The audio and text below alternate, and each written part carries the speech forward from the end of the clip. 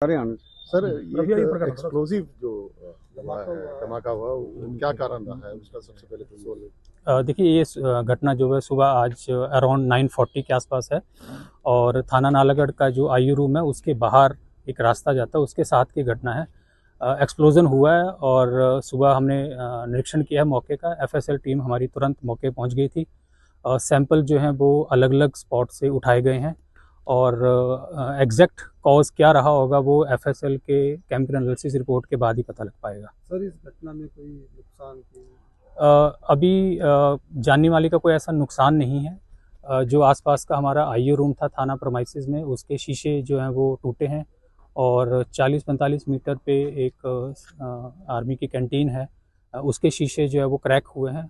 तो आसपास की बिल्डिंग्स में कुछ एक जगह पे शीशे ही क्रैक्स हुए हैं, बाकी ऐसा कोई नुकसान नहीं है। सर सीसीटीवी वगैरह जाते हैं? सीसीटीवी अभी हम खंगाल रहे हैं अलग अलग जगह से कि कोई इस तरह का कोई सभी तरह की जो डॉट है वो हम रूल आउट करना चाहते हैं कि कोई इस तरह की मिसचीफ कोई एलिमेंट इस तरह का इन्वॉल्व तो नहीं है।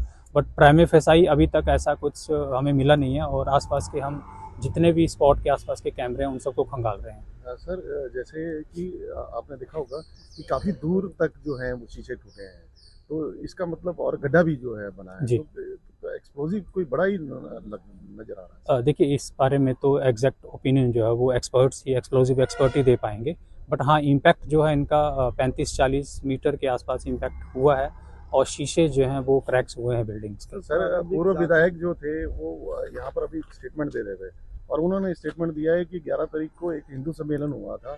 कहीं उसका कारण तो नहीं है कि किसी मतलब विशेष समुदाय द्वारा जो है वो कहीं यहाँ बम रख दिया था? नहीं, इस तरह की कोई वारदात नहीं हुई है और मैं इस एलिगेशन को स्ट्रांगली कंडेम करता हूँ और खंडन करता हूँ। पुलिस अभी मौके पे है, एफएसएल की टीम हमारी स्पॉट पे है। इनिशियली ये कहना कि इस तरह का कोई एंगल, ऐसा कुछ नहीं है।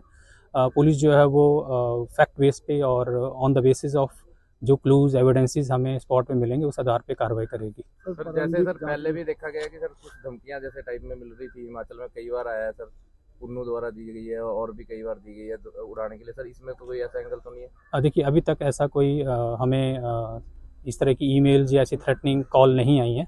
प्राइमे फेसाई ऐसा नहीं लगता है कि इस तरह का कोई किसी ने कुछ थ्रो किया हो या कोई ऐसा एक्सप्लोजिव हो।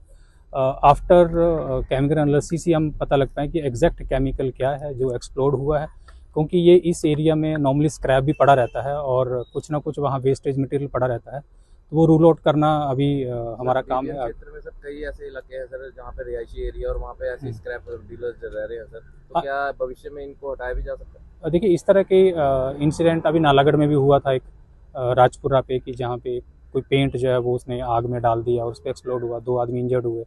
तो जो स्क्रैप डीलर्स हैं वो इस तरह की नेग्लिजेंट एक्ट करते हैं और पुलिस जो है ऐसे लोगों के खिलाफ मुकदमा भी देती है और आगे की कार्रवाई करती है। मेरी तरफ से उनको ये इंस्ट्रक्शन रहेगी कि जो भी उनको कानून के दायरे में जो भी उनकी प्रिकॉशंस रखनी चाहिए स्क्रैप डीलर को, वो रखें और इस तरह के जान माल का नुकसान ना हो। सर इस तरह की घटनाओं से लोगों में थोड़ा डर का माहौल भी है, तो आप लोगों को क्या संदेश देना चाहेंगे? देखिए ये मॉर्निंग में ये एक्सप्लोजन हुआ है थाना प्रमाइसिस के बाहर और यहाँ पे काफ़ी सारा स्क्रैप मटेरियल भी पड़ा रहता है। एग्जैक्ट कारण क्या है इसके, वो तो एफएसएल की टीम ने विजिट किया है और उस रिपोर्ट के बाद ही पता चलेगा। इस तरह का कोई भी पैनिक का माहौल नहीं है और पुलिस जो है इस तरह के इंसिडेंट्स को हम प्रिकॉशनरी जो प्रिवेंट कर पाएँ, नॉर्मल हम सभी थाने चौकियों को आदेश होते हैं और नॉर्मल हम पेट्रोलिंग करते हैं। इस तरह के कोई अगर किसी ने शरारत भी की है तो उसको पुलिस फाइंड आउट करेगी।